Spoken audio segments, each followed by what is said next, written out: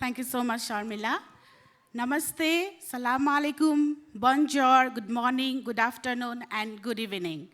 Honorable Minister, Ministry of Communication and Information Technology, 𝐶𝐢𝐿𝐼, Her Excellency Virginie Courtable, Ambassador of France, distinguished guests, colleagues from governments, NGOs, the private sector, academia, LGBTQIA+ organizations, disability rights group, climate, humanitarian sector, SRHR, HIV, child rights, women rights, and human rights, all from the global north and the global south, both in person and online. All protocol observed. A warm welcome to the cold Kathmandu. Today, I feel an extraordinary energy in this room. Perhaps it is because every one of us, without exception, was born from the menstrual blood. And today, we stand united for dignified menstruation. Hats off to all of you. We are deeply grateful for your passion and commitment in making this historic global learning conference on dignified menstruation possible. Without your presence and the contributions of many who could not be here too, this moment would not exist. And most importantly, this would not be possible without the birth of remarkable disruptor in Nepal 51 years ago. That disruptor is among with us. Can you guess who is that disruptor? Yeah.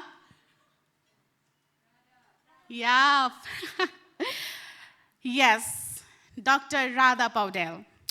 She left behind comfort, prestigious job, and countless opportunities. She was driven by the challenges she witnessed within her family, community, and organization working on human rights and menstruation in Nepal and across the world to dedicate her life to dignified menstruation. I have seen her tears, her sleepless nights, the derogatory and humiliating messages, the deliberate boycotts, the cheating, the character assassination, and even the death threats. For the past 5 years, I have often asked myself, how can one person endure so much? I joined the Secretariat as a young Gen Z finance officer, and although we share a surname, we are not biologically related. Before joining, I searched her online. She was not a billionaire, she was not politically connected, and she was not from Kathmandu. I kept wondering who she really was. Then I found a photograph of her award-winning book on Wikipedia.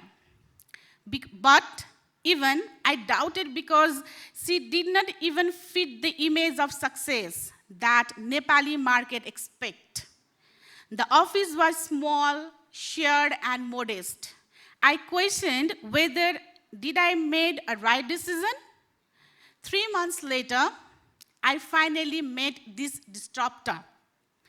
She was tiny, but a mighty soul. I immediately regretted my assumption.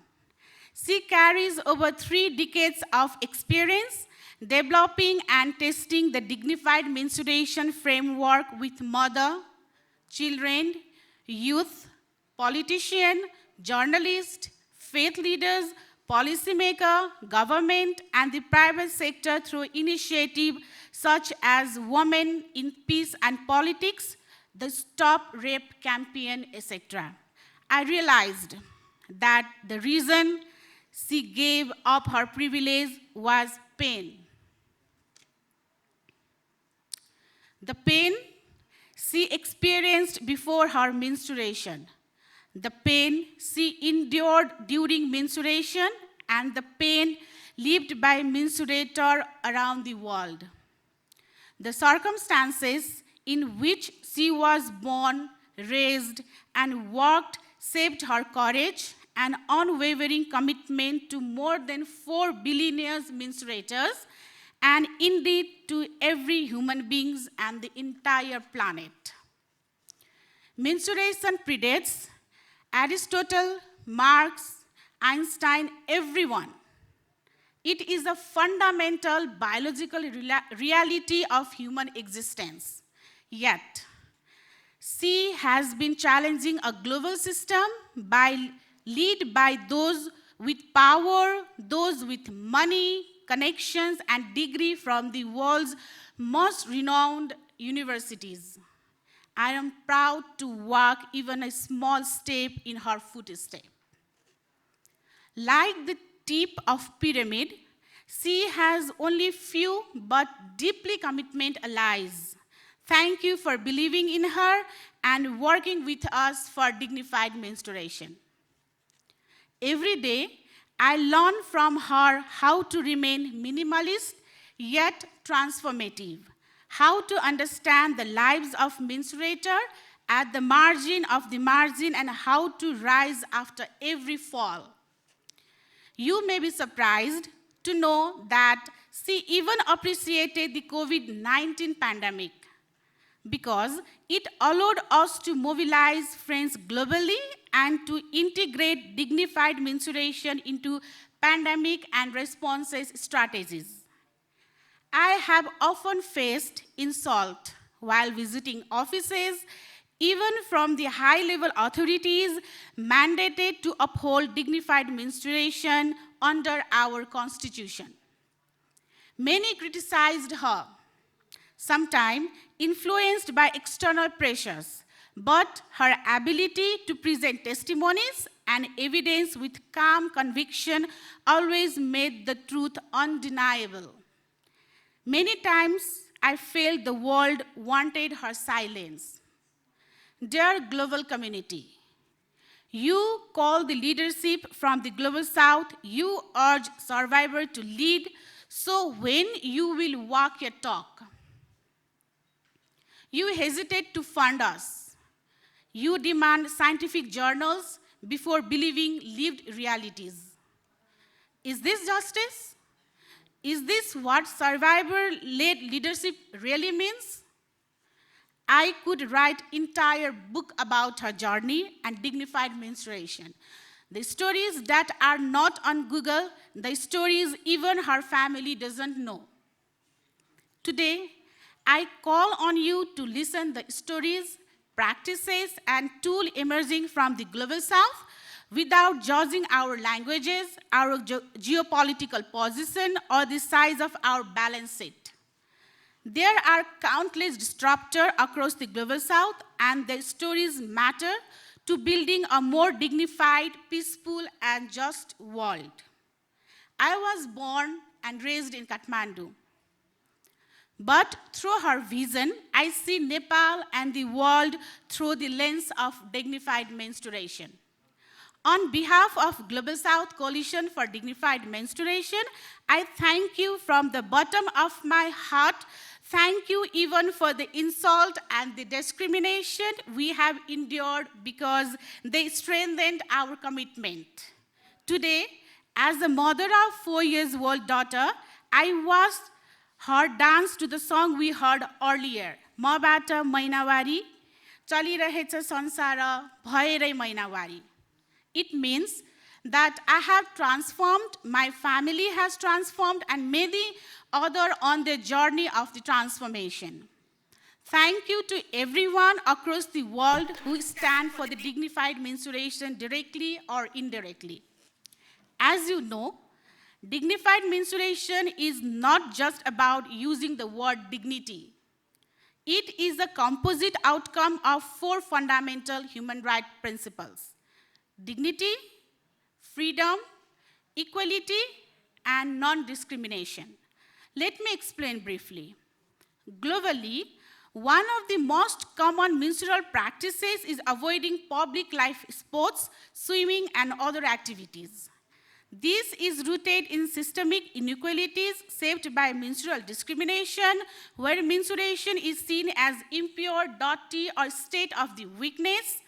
These systemic beliefs manifest as menstrual norms. If we focus only on dignity, we miss the structural forces, patriarchy, power, discrimination that violates right to freedom, equality, and non-discrimination. Our understanding and our intervention must address all of these dimensions. Let me gently remind you that dignified menstruation always brings two ideas together. A decolonial life cycle approach in every sector, at every level, recognition that menstruators exist everywhere and the menstruations are inevitable. A menstruator may be a 5-month fetus, a 5-month baby, a 5-year-old girl, a 15-year-old adolescent, a 25-year-old pregnant woman fleeing the Hong Kong fire, a 35-year-old premenopausal trans man at this conference, a 45-year-old menopausal woman with autism in a corporate office, a 65-year-old breast cancer survivor, a 75-year-old menstruator in an ICU bed, or even at the cremation. These examples shows why dignified menstruation is essential for a just and equal world by fostering the culture of equal power, inclusivity, and dismantling the patriarchy. Some may think this is unrealistic.